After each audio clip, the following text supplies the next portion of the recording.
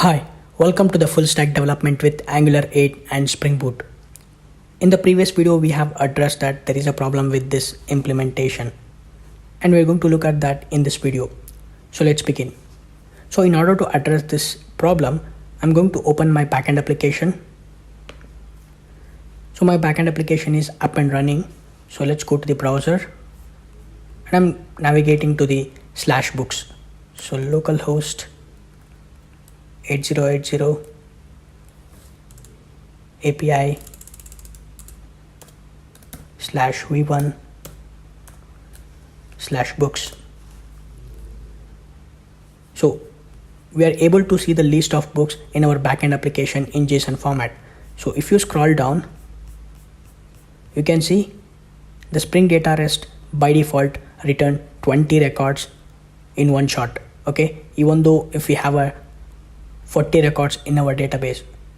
So if you want to Spring Data REST return all the 40 records, what we can do is we can pass a size parameter to our backend application.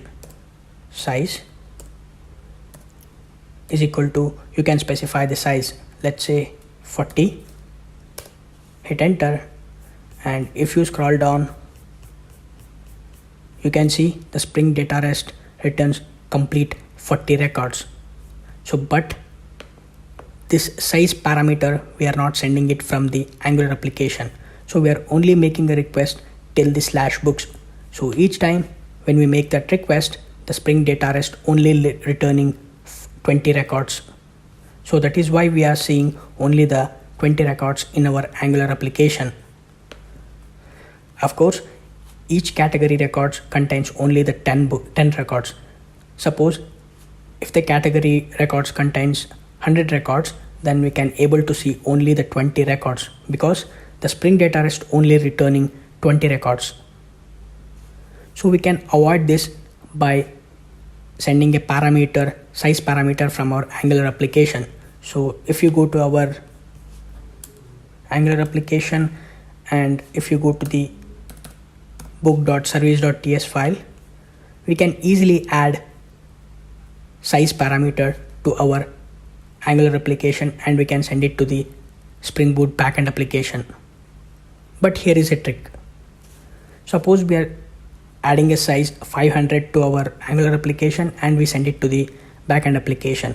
Later in the future, if the database contains another 500 records, again we have to come back here and we have to modify the size. That is the first problem.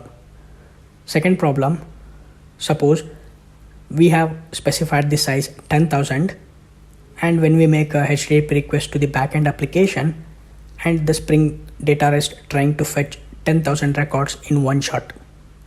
In such scenarios, we may face some performance issues or the memory issues. Though retrieving a large amount of data in one shot leads to a problem. So to avoid that, we can add a paging at server side. That's exactly what we are going to do in our level 2. So in level 2, we are going to add a paging at server side. The Spring Data REST supports pagination out of the box. So we are going to take that advantage and we are going to implement that in our Angular application. So with that, every time when we navigate to a different page, the Angular application makes a request to the Spring Boot backend application and it is going to retrieve the limited amount of records from our backend application. So with that, we may not face any memory issues or the performance issues. So we are going to implement the server-side paging in this level 2. So that is coming up in the next video. Thank you so much for watching. I will see you in the next video.